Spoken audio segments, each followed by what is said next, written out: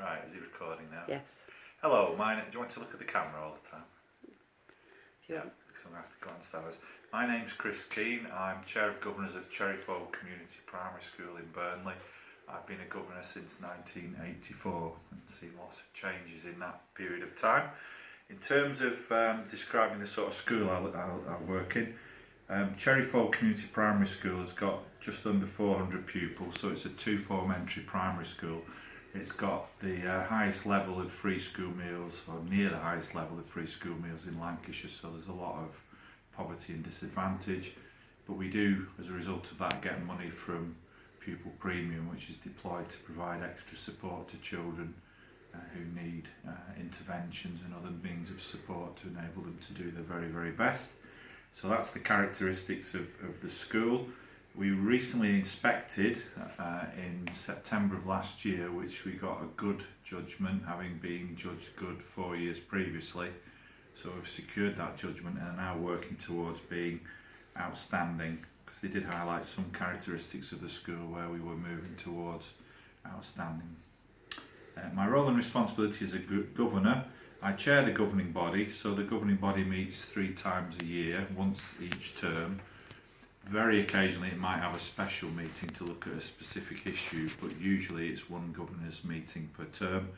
We also then have committees, so at Cherryfold we have the Resources Committee, which deals with finance, staffing, premises and health and safety, and I'm a member of that and have chaired it on and off over a long period of time since local management of schools, which goes back to about 1988.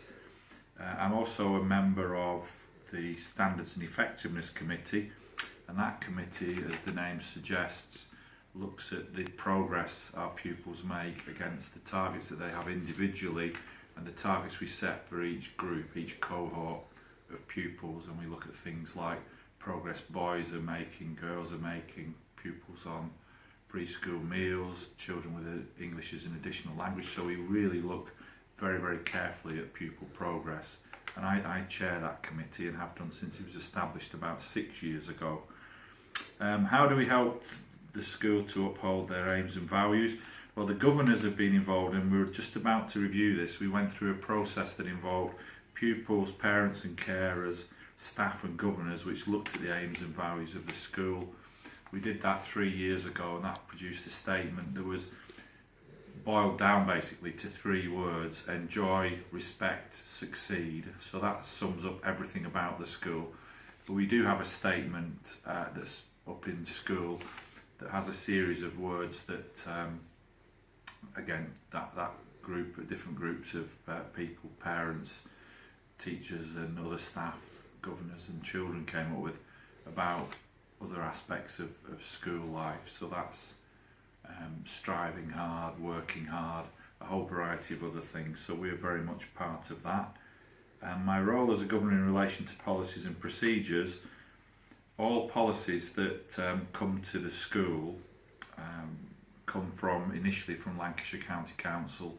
So they have model policies covering every possible subject that you could think about, across things like health and safety, equality and diversity. We've got policies on every single curriculum area, and basically what happens is that those model policies come in from Lancashire County Council. They're then considered at staff meetings to see whether we believe they're fit for purpose as far as Cherryfold are concerned. It's then assessed by the senior leadership team, which is the head, deputy and 2 assistant heads in our case. And following that, it may go, depending on the policy, through to a committee of the governing body that looks at things, or go straight to the full governing body for approval. And that would include a review date, so it's reviewed at least annually, or as the saying goes, or otherwise as required. So if there's this change in the law during that period when the policy is in place, it may well then be updated between the date it was signed and the date it was originally due to be reviewed. And I've just actually remembered when I was talking about committees, I've told you the 2 committees I'm on, that's Resources and Standards and Effectiveness. We also have a Curriculum Committee, and they look in significant detail at all the policies for things like reading, writing, maths, geography, science, IT and all those things. So the curriculum committee go into all of those issues in great depth. Okay, so I think I've answered the questions. Is there anything more you'd like me to say?